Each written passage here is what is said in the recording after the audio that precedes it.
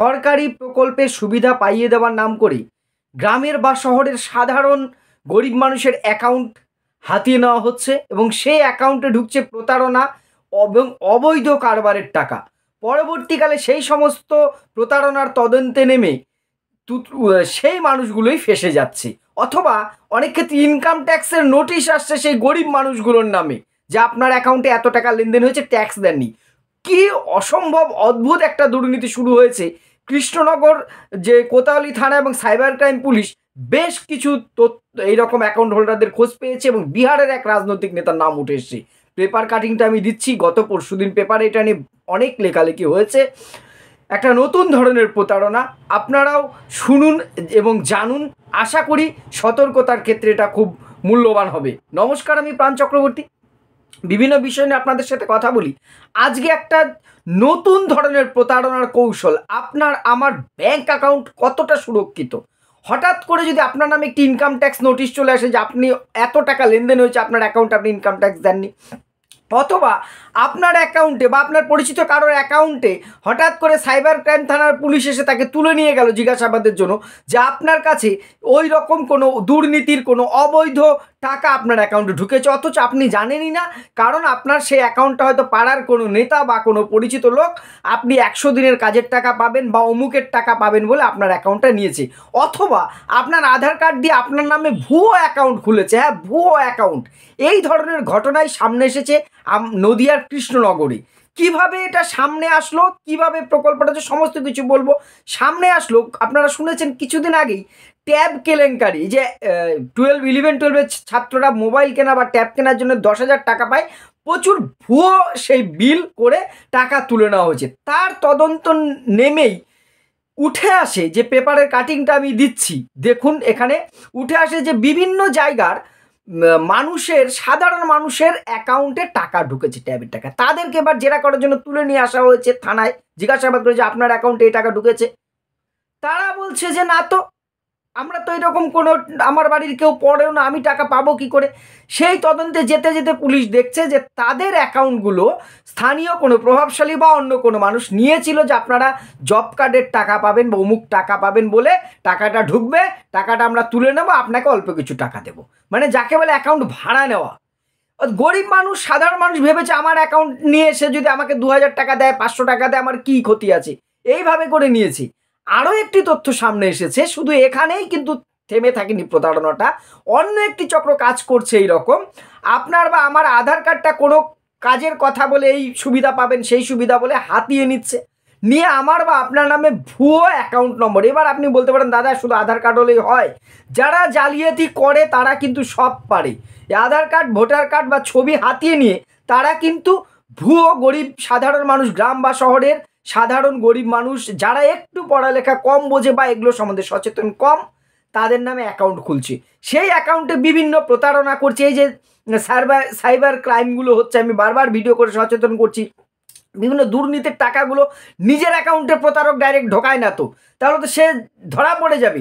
সে কি করছে, এই ধরনের সাধারণ লোকগুলোর অ্যাকাউন্টে ঢুকিয়ে নিচ্ছে এবং পরে সেই টাকাগুলো তুলে নিচ্ছে। এ একটা বিরাট জাল চক্র চলছে এবং এটা সামনে এসেছে বলেই পেপারে এতটা লেখালেখি হয়েছে। আধার কার্ড দিয়ে ভুয়ো অ্যাকাউন্ট খুলছে, আমার নামে অ্যাকাউন্ট আমি জানিই না, ভাবুন তো একবার। এইবার আরও একটা যেটা বেশ কিছু মানুষের আয়কর নোটিশ এসছে, যে মানুষটার আয়কর দেওয়ার কোনো প্রশ্নই নেই, সাধারণ ক্ষেত মজুর, দিন মজুর বা অন্য কোনো শ্রমিকের কাজ করেন বা সাধারণ কাজ করেন, যিনি আয়কর দেওয়ার মতন যার কোনো আয় নেই, সেই ইনকাম ট্যাক্সের নোটিশ পেয়েছে যে আপনার এত টাকা আপনার অ্যাকাউন্ট। এখন জানেন অ্যাকাউন্ট নম্বরের টাকা ঢুকলে আধার লিঙ্ক আছে, যেহেতু প্যান লিঙ্ক আছে, সহজেই ধরে ফেলা যায় যে আপনার অ্যাকাউন্টে এত লক্ষ টাকা এতবার ঢুকেছে। সে মানুষটি জানেই না। পরে তদন্তে উঠে আসছে যে এইখানে দুর্নীতির টাকাগুলো বা প্রতারণার টাকা এইভাবে অ্যাকাউন্ট ট্রান্সফার হয়েছে, পরে সেই টাকা তুলে নেওয়া হয়েছে। তাদের ওই ফিঙ্গারপ্রিন্ট ব্যবহার করে তাদেরকে হয়তো কিছু টাকা দেওয়া হয়েছে, তারা বোঝেই মুনি, তারা বুঝতে, পাসবইটা দেওয়া হচ্ছে না, তাদের আপডেটও করতে দেওয়া হচ্ছে না, বলছে যে তোমরা এই টাকা উঠেছিল নাও। সে ভাবছে যাক আমি 100 দিনে কাজ টাজ না করেও আমাকে যখন 2,000 টাকা দিয়েছে, ক্ষতি কি, বা আমাকে এই জন্য টাকা দিয়েছে। চরম একটা দুর্নীতি এইখানে কিন্তু চলছে এবং এই তদন্তে বিভিন্নভাবে বিহারের এক রাজনৈতিক নেতার নামও উঠে এসেছে, তার নামটা প্রকাশ করেনি পুলিশ। একজন রাজনৈতিক নেতার নামও উঠে আসে। এছাড়া বহু প্রভাবশালী রাজ্যের বাইরেরও বিভিন্ন ক্রিমিনাল গ্যাং, সাইবার হ্যাকাররা কিন্তু এর পেছনে রয়েছে। তাই সতর্ক থাকাটা কিন্তু খুব প্রয়োজন। এই যে এইভাবে আমার অ্যাকাউন্টে আমার অজান্তে টাকা ঢুকলো বা আপনার অ্যাকাউন্টে টাকা ঢুকলো, সেই টাকা তুলে নিল, আপনি বলছেন আমার কি ক্ষতি, আমি তো 1,000 2,000 আবার পেয়েছি। গরিব মানুষ যদি 2-1,000 টাকা তার অ্যাকাউন্ট ভাড়া দিয়ে পায়, ক্ষতি কি? না, অনেক সমস্যা হতে পারে। প্রথমে হচ্ছে ওই যে বললাম 2 নম্বরই প্রতারণা। কোনো এমন অবৈধ চালানকারী ক্রিমিনালের টাকা, 2 নম্বরই কালো টাকা আপনার ব্যাংকে ঢুকেছে, ফলে আপনিও তো কেস খেয়ে যেতে পারেন। আপনার অ্যাকাউন্টে আপনি টাকা পেয়েছেন মানে অপরাধের সাথে আপনিও জড়িত। আমার অ্যাকাউন্টে টাকা ঢুকেছে, আমি সেই টাকা নিয়েছি, অন্য কেউ তুলে নিয়েছে সেটা কিন্তু প্রমাণ নয়। আমার অ্যাকাউন্টে ঢুকেছে, সেই টাকা তোলা হয়েছে মানে আমি তুলেছি, তাহলে আমি ইনভলভ। আমি এমনি এমনি এতগুলো টাকা আমার অ্যাকাউন্টে টাকা ঢুকলো কী করে আমি যদি ইনভলভ না থাকি? লিগালি তো এই প্রশ্নটা উঠবে, সেটাই কিন্তু উঠছে। যদিও পুলিশ তদন্ত নেমে বুঝতে পারছে এরা অপরাধী নয়, কিন্তু বাঘে ছুলে 18 ঘা, পুলিশ ছুলে তার ডবল, একটা কথা আমরা প্রবাদ শুনেছি না? সেই রকমই তো ব্যাপারটা হচ্ছে। এই যে পুলিশ আসে, ধরপাকড় হচ্ছে, জিজ্ঞাসাবাদ করছে, জেরা করছে, একটা এই যে হ্যারাসমেন্টটা আমি আপনি হবো, তাই সতর্ক না হলে কিন্তু খুব বিপদ। কিভাবে সতর্ক হবো সেটা আমি পরে নিশ্চয়ই বলবো। অবৈধ টাকা আসলে পরে আপনি অনেক সমস্যায় জড়িয়ে যেতে পারেন। তাছাড়া কি, কোনো বড় অপরাধ করেছে, খুন বা এই ধরনের কোনো অপরাধের টাকা হয়তো আপনার অ্যাকাউন্টে ঢুকলো, সেই কেসটাই কিন্তু জড়িয়ে যাওয়ার ভয় থাকছে। ঠিক আছে? এবার অনেক ক্ষেত্রে কি হতে পারে, অ্যাকাউন্ট কিন্তু এক্ষেত্রে বন্ধ হয়ে যেতে পারে, অ্যাকাউন্ট ফ্রিজ হয়ে যেতে পারে। জানেন তো যে অ্যাকাউন্টে দুর্নীতির টাকা ঢুকেছে, আমরা দেখিনি ইডি সিবিআই অনেক সময় করে অ্যাকাউন্টগুলো ফ্রিজ করে দিচ্ছে। আপনি একটা সাধারণ মানুষ, আমি একজন সাধারণ মানুষ, খেটে খাই, তাই তো? সে অ্যাকাউন্টটা যদি আমাদের ফ্রিজ হয়ে যায়, লেনদেন বন্ধ হয়ে যাবে, সেটার মধ্যে অনেক রকম সমস্যা হতে পারে। সে অ্যাকাউন্টটা আবার ওপেন করতে হলে অনেক প্রমাণ দিতে হবে। এই হ্যাপা আমরা কেন পোহাবো? অন্যের টাকা ঢুকে যেতে পারে, সেটা তুলে নিয়ে আপনি সে অন্যের নামে অনেক ঝামেলায় কিন্তু আমরা পড়তে পারি। তাহলে এখান থেকে সতর্ক হব কী করে, বাঁচবো কী করে? প্রথম কথা হচ্ছে আপনার অ্যাকাউন্ট আপনার নিজের, অন্য কাউকে কোনো অজুহাতেই ব্যবহার করতে দেবেন না। আপনার অ্যাকাউন্টে না কিছু টাকা ঢুকবে, আমি তোমাকে 500-1000, সাধারণ মানুষ বোঝে না, তারা ভাবে যাক আমাকে 500 করে টাকা দিচ্ছে, আমার অ্যাকাউন্টে টাকা আসছে, ও তুলে নিচ্ছে, আমার ক্ষতি কি? এরকম প্রচুর হয়, নিজে দেখেছি, আপনারাও জানেন। এটা করবেন না। আপনি কিন্তু মানে বিপদকে বাড়িতে ডেকে আনছেন। এ ধরনের সমস্যাটার থেকে দূরে থাকুন, বিরত থাকুন। কাউকে, আপনার অ্যাকাউন্টটা আপনার একান্ত নিজস্ব। সরকারি কোনো প্রকল্পের সুবিধা পাবেন এই লোভে অন্য কাউকে আপনার অ্যাকাউন্ট নম্বর দিয়ে দেবেন, আপনার আধার কার্ডটা দিয়ে দেবেন না। আধার কার্ডটা চেষ্টা করুন বায়োমেট্রিক লক করে রাখতে। যে কোনো যে সাইবার ক্যাফে, যে অনেকে মোবাইলে নিজেও পারেন, আধারের বায়োমেট্রিকটা লক করে রাখুন, এটা খুব জরুরি। যারা সচেতন আছেন তারাও অনেকে জানেন না, আমি আজকে বলছি। আধারের বায়োমেট্রিক আছে, আধার বলে একটি অ্যাপ আছে, সেখানে যে আপনার আধার কার্ডটার বায়োমেট্রিক লক করে রাখলে আপনার ফিঙ্গারপ্রিন্ট ছাড়া বা আধার কার্ড আনলক না করা পর্যন্ত কেউ কিন্তু টাকা তুলতে পারবে না, ব্যবহার করতে পারবে না আপনার আধার কার্ডটি। এটা করাটা খুব জরুরি। আধার কার্ড অন্য কাউকে দেবেন না। মার্কস আধার ব্যবহার করুন।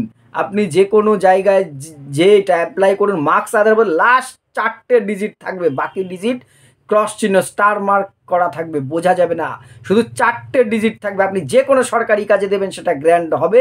কিছু ক্ষেত্রে অরিজিনালটা দেখবে, তারা দেখে জেরক্সটা কিন্তু এটা নিতে বাধ্য। মার্কস আধার ব্যবহার করুন, এটা কিন্তু আপনাকে অনেকটাই প্রোটেকশন দেবে। সরকারি টাকার কোনো ঢুকলো কিনা, আসবে কিনা, আপনি যারা পঞ্চায়েত বা আপনার এই স্তরে যারা দায়িত্বে আছে তাদের কাছে খোঁজ নিন, সরাসরি ব্যাংকে যেয়ে খোঁজ নিন। মধ্যস্থতাকারী কারোর সাহায্যের ক্ষেত্রে নিতে যাবেন না। যে কোনো সন্দেহজনক লেনদেন হলে, এবং ব্যাংক অ্যাকাউন্টে আপনার নিজের মোবাইল নম্বরটা দেবেন। যে মোবাইল নম্বরটা দেবেন সেটা যাতে অ্যাক্টিভ থাকে, চালু থাকে, রিচার্জ থাকে। আপনারা জানেন যে রিচার্জ না থাকলে আপনি যখন অ্যাকাউন্টটা খুলছে কেউ বলবে না আপনার ফোন নম্বরটা দিতে। এখন সব বাড়িতেই একটি নম্বর অন্তত আছে, একটি ফোন। যখনই কোনো ট্রানজ্যাকশন হবে আপনি যেন SMS মারফত জানতে পারেন। এটা কিন্তু অনেক ক্ষেত্রে আমরা করি না, বুঝতে পারি না। এটা কিন্তু সচেতন হওয়ার দরকার আছে। আর কোনো রকম অবৈধ যদি লেনদেন হয়, আপনি সরাসরি ব্যাংকে যে এটা কমপ্লেন জানান। আমি জানি ব্যাংক নিয়ে অনেক অভিযোগ আছে, কথা শুনতে চায় না অনেক ক্ষেত্রে, কিন্তু তবুও এটা গুরুতর অভিযোগ যে এই টাকাটা কেন ঢুকেছে, কিসের টাকা, এটা আমার টাকা তো নয়। এই জায়গাটা ক্লিয়ার করুন। খুব বেগতিক দেখলে পুলিশের সাহায্য নিন। কোনো মধ্যস্থতাকারীকে এখানে এন্ট্রি করবেন না। নিজের লোভকে, আমি বারবার একটা কথা বলি, নিজের লোভকে সংযত করুন। 200, 500, 1000, 2000 টাকার জন্য বিপদকে নিমন্ত্রণ করে বাড়িতে বা ঘরে আনবেন না। আপনি সমস্যায় পড়া মানে আপনার পুরো পরিবারটা সমস্যায় পড়া। সুস্থ থাকুন, সতর্ক থাকুন। ডিজিটাল ফ্রড চারদিকে ঘুরছে। প্রতিটা মুহূর্তে মোবাইল ফোন যেমন আমাদের সুবিধা করে দিয়েছে, হাজারটা অসুবিধাও কিন্তু নিয়ে এসেছে। এখানে প্রতারকরা থাকবেই, কিন্তু সতর্ক সজাগ থাকুন। যদি আপনাদের কিছু জানার থাকে বা মন্তব্য, অবশ্যই কমেন্ট করে জানাবেন। ভিডিওটি উপকারী মনে হলে শেয়ার করে পাশে থাকবেন। ধন্যবাদ।